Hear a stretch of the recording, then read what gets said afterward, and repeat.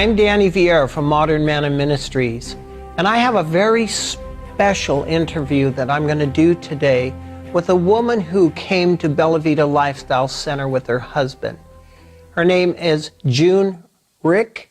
Before she was leaving, I started to talk to her about some history in the Adventist church that I think we all need to hear.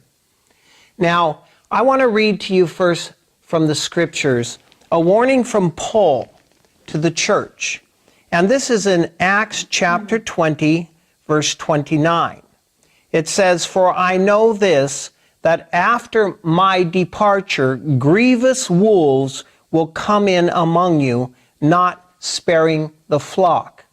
And Ellen White comments on that verse, and she says, Paul trembled for the church as, looking into the future, he saw the attacks which she must suffer from both external and internal foes.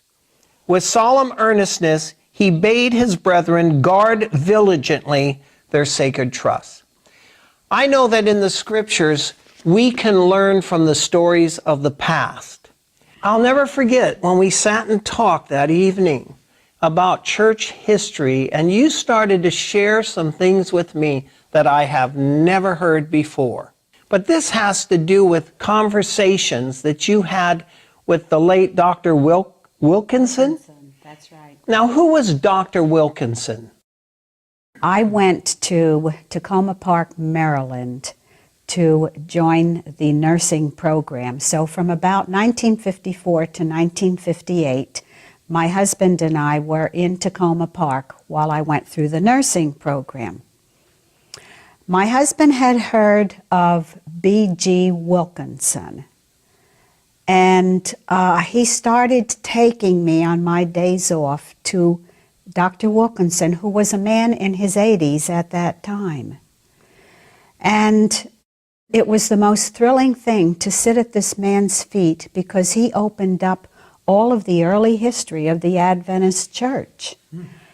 Dr. Wilkinson told us that he was the first PhD in our denomination.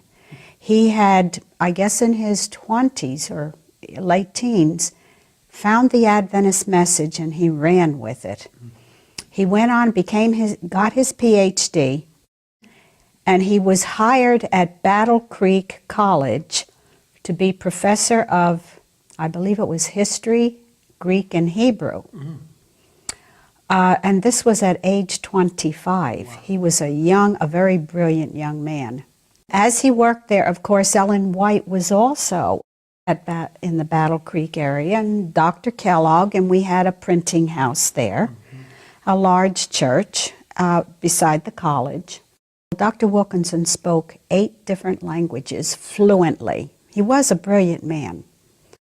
And as the years went by, of course, they moved to Tacoma Park, where our work was moved to.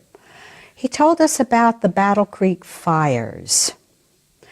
And Ellen White had warned our publishing house that our publishing house was to print only Adventist literature. A fire broke out in the publishing house Yes. and burnt it to the ground.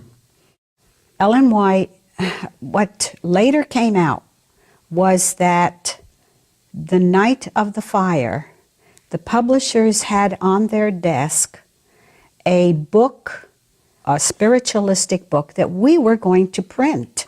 You know, June, the book was actually Kellogg's The Living Temple that was teaching pantheism. You know, that God isn't a personal being, but a mysterious essence that pervades all nature. In other words, he's in the trees, he's in the water, he's in the plants, he's in human beings. And that night, the Lord said, "This is enough," and he burnt the place down.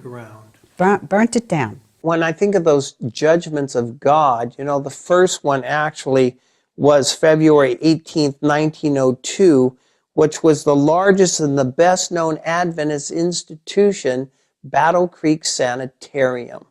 The second one we know is the Review and Herald Publishing Association, December 30th, 1902, because of the fact that they were going to print The Living Temple by John Harvey Kellogg.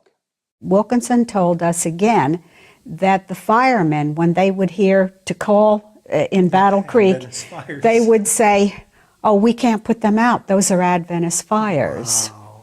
So they knew that there was something about those fires that could not be quenched until they burnt to the ground. He told us the story about John Harvey Kellogg.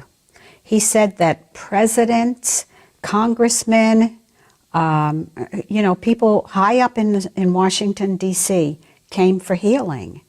So you can see God working there to have the Adventists known in the center of our nation. Okay, so Satan saw this, and we were told that the health work was the right arm of the message. Amen. So you can imagine Satan wanted to knock that out. Oh, yes. What happened was Dr. Wilkinson said he actually saw Kellogg sometimes out walking down the street with a handsome young man dressed totally in black. Kellogg never introduced this man to anyone. Really? Later, Ellen White was shown that the man who was walking with Kellogg was Satan himself. Dr. Wilkinson told us that Ellen White had said this, and I don't think she ever put that in print. Really? Ellen White may have never wrote about the man in black that was with Kellogg, but I do have statements from her. In fact, she wrote to the doctor, "The specious, scheming representations of God and nature carry their charming, soothing influence as a peace and safety pill to give to the people in the spiritualistic views that Satan has instituted in your theories." So she did confirm that it was Satan himself that was influencing these pantheistic theories. In fact, Ellen White compared the living temple to the forbidden tree, and she makes this statement in letter 224 in 1903, "Like Adam and Eve, who took the apple from the tree of the knowledge of good and evil and ate it, our own sheep and lambs are swallowing the deceptive morsels of air offered them in the pages of this book. I am instructed to warn our brethren and sisters not to discuss the nature of our God." So in two places, we can see that she confirmed that it was Satan himself, because we know that Satan was the one at the tree who deceived Adam and Eve. From the time that this young man was seen with him, Kellogg's ideas began to change, his whole theology, and he started to get a following. And though Ellen White worked with him, he never changed. He had taken this into his bosom. The Lord had to burn it all down. So this Dr. Wilkinson, how was he received by his peers in the Adventist? Well, at that time, I think everything was okay. Mm-hmm. He was brought to Tacoma Park, and he became president of our college there. He did? Yes, he did. And he was president of Washington Missionary College, which is now Columbia Union College. He was president of that for about 10 years. During that time, not only the presidency, but he taught all of the theology students, okay? Then men from the General Conference came to him and said, "Ben, you are working too hard. We're going to relieve you of some of your duties. We will send a young man to teach your theology students, and that will take the burden off of you." So, okay, Ben went along with it, and this young man came and he began teaching our theology students. Well, it wasn't too long until some of the students who already had been taught by Wilkinson came to him and said, "Dr. Wilkinson, there's something strange here. He doesn't seem to be teaching what we have always taught and what we believe." So it was very insidious, but some of these brighter young men were picking up that there was something wrong here. Well, Dr. Wilkinson did not walk in and confront this theologian. He just simply began watching the mail. Out in the hallway was kind of a pigeonhole. There was a pigeonhole where all of the mail of all the various teachers and everything was put in. So and the pigeonholes are open, they're not closed. So Wilkinson's watching this professor's mail. And one day this manila envelope comes in, and Wilkinson sees the return address coming from Georgetown University, and Wilkinson took that manila envelope into his office. He steamed it open, and he read its contents. I believe it was the first Jesuit university in the United States. That's right, it was. This is where Bill Clinton went to school. Yes, of course he was intrigued when he saw that address. When he opened it up, he found the instructions in there as to what this man was to teach the theology students for the next few weeks or the next month. So he was evidently getting monthly instructions as to what he was to teach. He was a plant, a Jesuit plant. But what has often roused my curiosity, who were the men in the General Conference who saw to this man getting in? And I will get to that a little later. Okay. Anyhow, Wilkinson called this man into his office, and he put the mail in front of him. He said, I know who you are, I know why you are here, and I know where you come from. He said within the hour, the young man was gone. Never saw him again. You know, Ellen White says that Satan's chief works at the headquarters of our faith. That's a powerful statement. Now, why wouldn't the enemy target our colleges, our theological departments, Battle Creek, all of these institutions? Absolutely. Not only had to knock out our health work, but now he had to work, knock out the rest of our beliefs. And so somewhere through the years, Dr. Wilkinson began to write books once he had retired from there. Now he was getting older. And he wrote 2 books.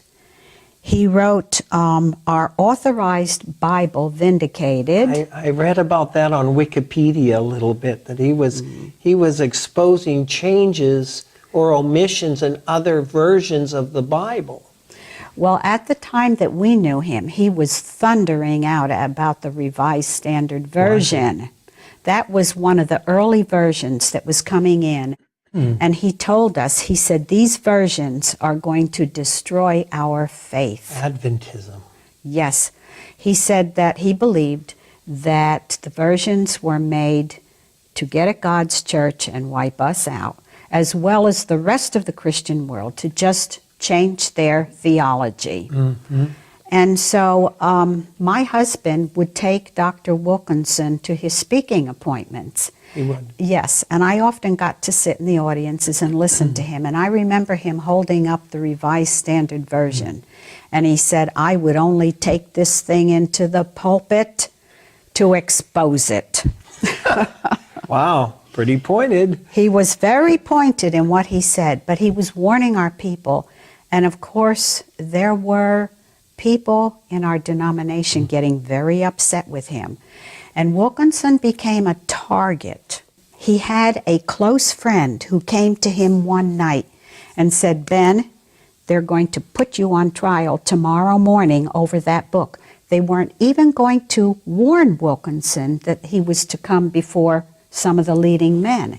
They were just going to call him and say, Ben, come on down. We want to see you. And Ben would have walked into a nest of vipers, not knowing what was ahead. But God gave him the warning, and he said he stayed up all night in preparation. When he went into that meeting, he just whipped them. The Holy Spirit was with him. The Holy Spirit was with him, and they couldn't gainsay anything that he said. No matter what accusations that they hurled against him, he was able to overcome it. They were dealing with a very brilliant mind and a man full of the Holy Spirit. The other book that Dr. Wilkinson wrote was Truth Triumphant, and he told us how he went to all the libraries of Europe to gather ancient history. And the thing I found fascinating was that when he went to England, he was able to look at the original Waldensian manuscripts in their own language, and he was able to read it fluently. No interpretation. He just read the Waldensian languages, Beautiful. and from that, he put his books together. Really? Okay? However, Truth Triumphant was also a thorn in the side of one of our leading men in Washington, D.C. And who might that be? That was L.E. Froome, Leroy Froome, whom everybody thought revered.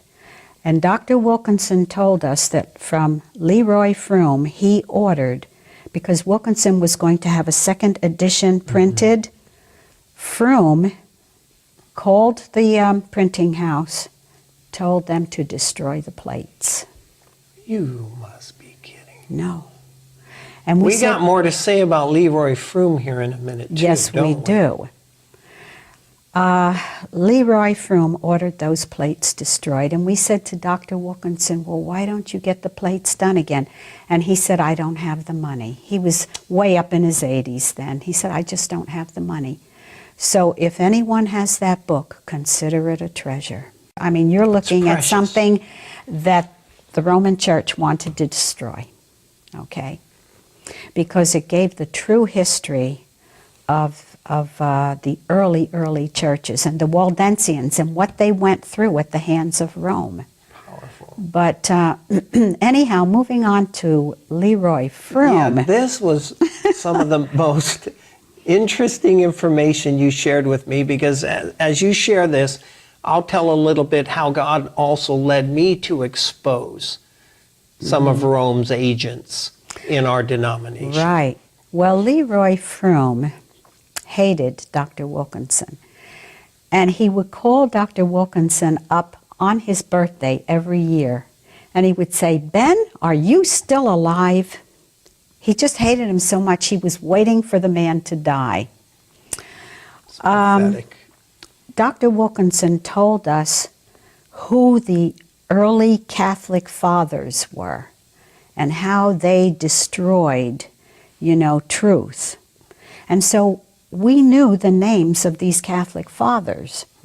Well, in Tacoma Park, a little while later, Dr. Froome held an evangelistic series, if you can call it that, but it was Faith of Our Fathers or something like that. We went to about 2 meetings and we couldn't take it anymore. Every one of the fathers that he listed as being the forefathers of the Adventist Church or of Protestantism were all the Roman Catholic fathers that Wilkinson had told us about. So at that point, the next time I saw Dr. Wilkinson, I said, Dr. Wilkinson, is Elder Froome a Jesuit?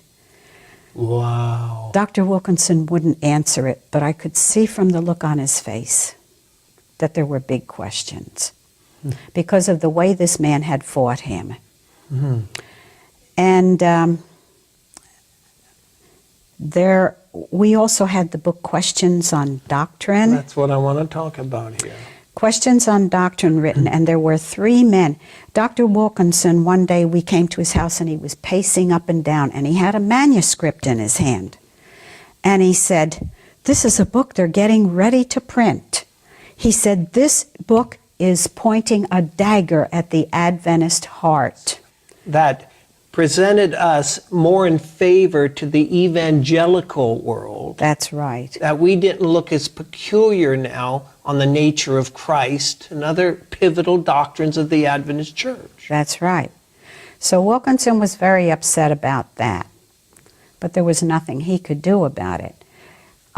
There were 3 authors of that book, and Wilkinson said, look at this. He said, they're not even listing the authors. They don't even want anyone to know who the men were that were behind the writing of this book.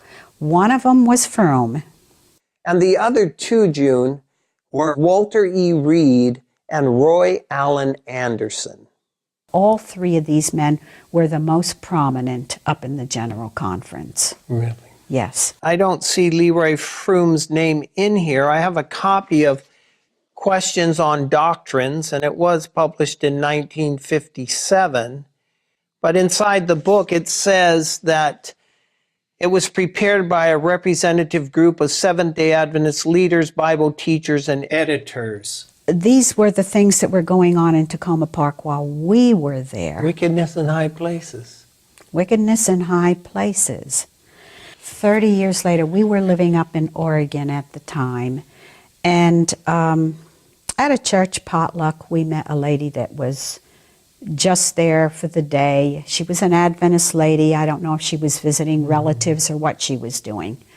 But in the conversation, I found out that she had lived at Tacoma Park for a while. And I found out the years and everything, and somehow in the conversation, she told us a story. And she said that she had a Catholic friend, a good Catholic friend.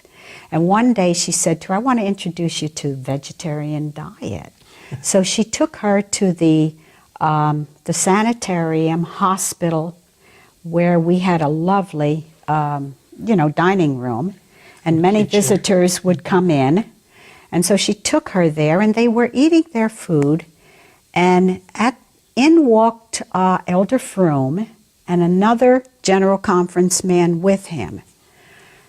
And this woman about dropped her fork, the Catholic woman, and she said, "What are they doing here?" And our Adventist lady said, "Well, what do you mean by that? That's Elder Froome, up in the General Conference." And she named the other man. And the woman said, No, they are not, they're Catholic priests. What? And our friend, our Adventist lady says, "What do you mean? They're Adventist ministers." This woman said, "No." She says, I've been at Mass when they were performing Mass. I've been in Catholic churches where these men were performing Mass. I've heard that story from another person who said that the man who was walking with Leroy Froome that day, that the woman identified they were Catholic priests, was the other author of Questions on Doctrine, Roy Allen Anderson. So this lady passed this on to me. I wish now I had gotten her name and her address. Well, I mean, think about this a minute, as you've looked at Kellogg. We've talked about a brilliant mind, a brilliant man who's written, so many books. I mean, here's one, The Art of Massage by John Harvey Kellogg. And, it's sad. And there's just so many books. I just got a book on hydrotherapy, and it's huge. And colon hygiene, and all the work that he's done on physiology, anatomy, setting up, the Battle Creek sanitariums. And the devil wanted to nail the health work. He wanted to do it. He had to knock it out. So you got that story where, and we can't absolutely prove it other than it came from Dr. Wilkinson's mouth, who Ellen White had told, and Wilkinson personally told you? Personally told you. We sat at his feet and just drank in Adventist history. And he would tell us all of these things that went on in the denomination. Questions on Doctrines comes out now and just caused a big uproar within Adventism, because this was softening, changing, altering our historical stance or position on theology. That's right. And it came in and it started causing a division on the nature of Christ. Yes. So they were causing turmoil within the Adventist church, getting people to question what we once taught. And then this question on doctrines, kind of to the evangelical world, we didn't look as bad anymore. And this woman recognized Leroy Froome as a Catholic priest. Yeah, she said she had been to Mass in his churches. But it makes sense, because who would be behind Questions on Doctrine? And what is so sad is that Leroy Froome's name to this date comes up in our writings. He's revered, he's respected. They still think of him as the greatest. And he actually wrote a book to counteract Dr. Wilkinson's book on Truth Triumphant. Yeah, on our fathers, you know.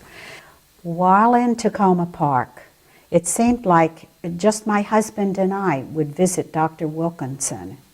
And we asked him once, why aren't the theology students coming to you?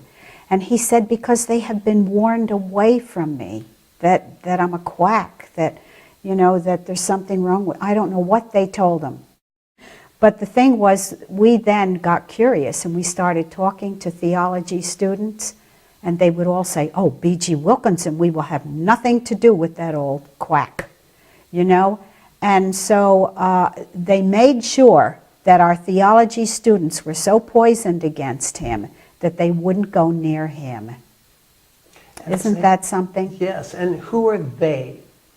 They warned. Well, we don't know. But they were the leaders in the Adventist. The leaders up in the General Conference, those who taught the theology students. A few years ago, I was concerned that there was a Jesuit infiltrator in the Adventist church, and maybe some of you have read my book, The Final Inquisition, Yes. where I exposed Dr. Samuel Bakioki Yes. because of my concerns in looking at his books and his material, that they were endorsed by the Lord's Day Alliance, you know, that promotes Sunday, you know, as the Lord's Day.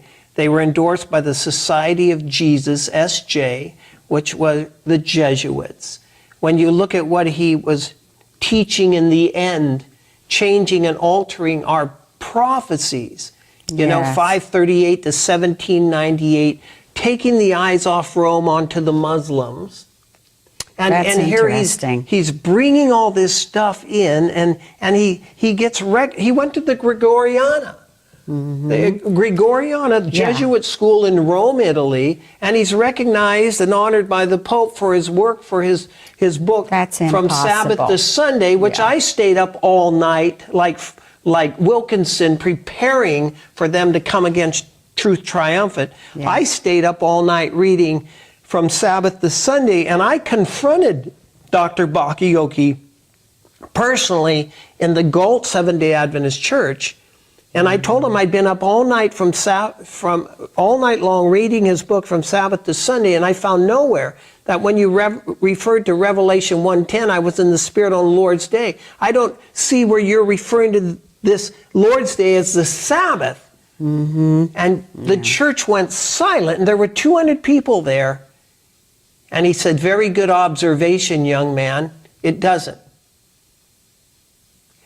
They have become so bold now that they don't even mind telling you. They don't even mind telling you, but he says, but my new book does. And he sat there, and I could not believe my ears that he started saying that he was good friends with the Lord's Day Alliance, and that they came over and would eat spaghetti at his house, and they loved the special Sabbath sauce of the spaghetti, and we're friends with the Lord's Day Alliance. And I sat there and I said, I'll be. But when I first exposed him prior to writing my book, I exposed him in my newsletter, The Elijah Prophecy, that you can sign up free and get at modernmanna.org, The Elijah Prophecy. I exposed him as a Jesuit infiltrator, and at the prompting of my good friend Bill Hughes, who wrote The Secret Terrorists, showing the Jesuits behind so many different things in history, and how they played the part, you know, in some of these tragedies that happened, even the sinking of the Titanic. Isn't that something? You know, the Oklahoma bombing. You know, we're talking about the World Trade Centers. There's a whole chapter on the Jesuits and the Great Controversy, how they're going to infiltrate, you know, and we have more to fear from within, we're told from Ellen White, than from without. See, whether you believe what she's sharing or not, or from Dr. Wilkinson or not, I think that this is tragedies that have happened in Adventism, from Dr. Kellogg, from questions on doctrine, and I believe that the Jesuits are behind it all. I believe they're infiltrated Tacoma Park. I believe they've infiltrated our colleges and our universities. They're pushing the spiritual formation agenda right now and the one movement. They're trying to take our kids into feeling, into rock music, into emptying our minds and letting God fill us, and going to the monks of Catholicism to learn how they can teach our people how to worship God more effectively and to get in tune by emptying their mind. This is a Jesuit plot. Can I tell one other story that I just thought of very quickly? Please do. This is when Dr. Wilkinson was back in Battle Creek. Ellen White was shown a vision in which she saw two young men who would present themselves to the college to enter the theology program. Now, this is before it happened? Before it happened. And the Lord warned her that she was to warn the college not to let those young men in, for they were Jesuits. So Dr. Wilkinson told us that story of how she was warned. And they did not let them in. But Dr. Wilkinson told us also that she had been shown that they would keep trying to get into our denomination, but they said that they would not be able to get in until she is dead. And so they waited for Ellen White to die, and then they started infiltrating. And what are we seeing in our church today? We're seeing riddled. in our church? We're riddled with new theology, books of a new order, Jesuit priests speaking to our students, That's it. Catholic priests coming in to speak to our students, people being called forward to receive communion, as the Catholics do in the Eucharist, merging with hospitals with the Catholic Church. That's it. I'm seeing a transformation in our church, and I want to say this, that the church will appear about the fall. It won't. It will remain while the sinners in Zion are sifted out. And Ellen White says in Acts of the Apostles, page 11, that faithful souls have constituted the church of God from the beginning. God will have a triumphant church. Truth will triumph, Dr. Wilkinson. Amen. Remember his title of his book? That's right. And I want to say that God has his little company, his small remnant, his faithful few that are going to go through and finish this job of preaching the three angels' messages to the world. Now, Amen. June, when I asked you to sit with me, and you know I wrote the Virgin Mary book, and 3 million copies in 7 languages. I was in St. Louis when the Pope, John Paul II, met with Clinton. We gave out 60,000 Virgin Mary books at the largest indoor papal mass in history. I've had death threats, and while we're passing out these books, and while we're giving out literature exposing the beast of Revelation 13, the Adventists were apologizing through the media for the dissident groups going on. that were there standing in defense of the truth and exposing the beast, right? And the first beast that was before him. But you know, there were things that came out later. The work that you did and that others did who were also there passing out literature had its results. Thank you. Because the crowds that came out to see the Pope were not as large as they had anticipated. They weren't. And this also shows, though, that God has faithful people in Rome. There was a Roman Catholic priest that was watching some of our people give out this literature. Yeah. He walked up to them, asked for a book, he looked through it, and then he came back. He said, "Can I help you pass these out?" No. Yes. Kidding. So I hadn't heard that I one. really believe that there are children in Rome who will one day stand up for this truth when our people are falling by the wayside. Well, on our video we made of that event, there was a Catholic priest, and he was just finishing up. He's going into the work, and I handed him a book. He said he had read it.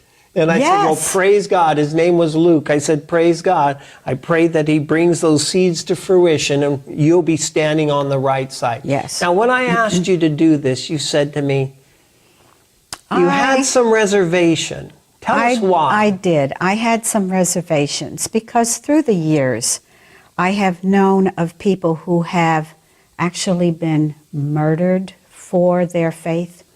And you know, whenever we do come into the public light, we become a target. And I'm kind of retiring and shy, and I thought, oh my, you know.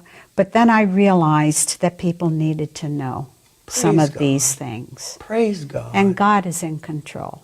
You know, I think the big point today is that even though the devil has hit our denomination in many ways and severely, Yes. and we know not just the alpha of apostasies happened, but the omega is coming. Yes. And Ellen White says that she's startled for our people. Yes. You're seeing spiritualism come in. You're seeing the change in the music, the worship styles, the worldliness, the spiritual formation. You're seeing books of a new order, human philosophies. She also saw that all this would happen before the sweeping away of the structure. You know she said that? Yes, but I believe this. Jesus said, my sheep hear my voice. He will triumph. And he will triumph. Amen. Because those in modern Israel who really love the Lord are not going to We're be not going to go fooled. down. No, they will not go down. And actually, those that are going out, it's a purging. I believe the purging has been going on in our church almost since it started. You know, I want to tell our listening public here, and we'll come back if there's any final words you want to say. But if you want to read my Virgin Mary book, if you want to read it in Spanish, if you want to read it in French, if you want to read The Final Inquisition, exposing Samuel Bakioki, that I did prior to his death, and then came out with my book, The Final Inquisition, telling you what's coming from Rome and how the Jesuits work, you can go to a website that I have that not many people know and read it for free. And the website is www.virginmarybook.com. virginmarybook.com. And they can enter there and they can read these books for free. And I'm just grateful because we need to look how the Lord has led in the past. Oh, yes. That even with the murmuring, the complaining, the apostasy, the idolatry, what's happened to the Jewish nation, he's going to have people that are victorious in the Laodicean era. Well, you know, ancient Israel, we just have to look at God's power in ancient Israel. The devil took the Jewish people down again and again. They were led into idolatry and all forms of pagan religions. But through the Jewish people was to come the Messiah. Amen. And God kept a line of people faithful till Messiah could come. Though the devil tried to destroy the Jewish church, to keep the Messiah from coming, he was unable. And it's the same with Adventism. Though it looks like it's going to fall, it's not going to. God's going to bring this movement through. The only question is, will I go through? That's my big question. That's what we have to ask. You know, I often say this too. It's a message and a movement. Absolutely. A message and a movement. Yes. And we want to stay faithful to the message and the movement. Right. And sound the warning. Yes. Be able to speak up. You know, cry aloud, spare not, show my people their transgressions in the house of Jacob. Yes. Their sins. Are there any closing thoughts that you'd like to share, June? Not really. I think I've said what was on my mind and heart. You know, probably there are many stories through the years, but we can't spend all day here. Well, I want to thank you. You're welcome. Thank you for your boldness. I mean, I am so thrilled to hear about this information because, you know, I'm deeply engaged in the medical missionary work. Yes, you I'm are. learning more about the history of Kellogg and his healing techniques. Yes. You know, and I'm also sitting here watching this apostasy in Adventism today. And even though, I'll just say that even though there may be Jesuits and Catholic priests and other plants that Rome, the Vatican, has placed and planted in the headquarters of our faith, God is going to triumph. God will have a people. The Bible says the dragon was wroth with the woman and went to make war with the remnant of her seed who keep the commandments and have the faith of Jesus. So in the end, we triumph. They won't stop it. No. You cannot stop the Lord. No, He's in charge. He's in charge. And His power is stronger than the devil's. Thank you, June. Oh, you're very welcome. It's been a privilege to get to know you. Well, it's been a privilege to be at Bella Vita. It really has.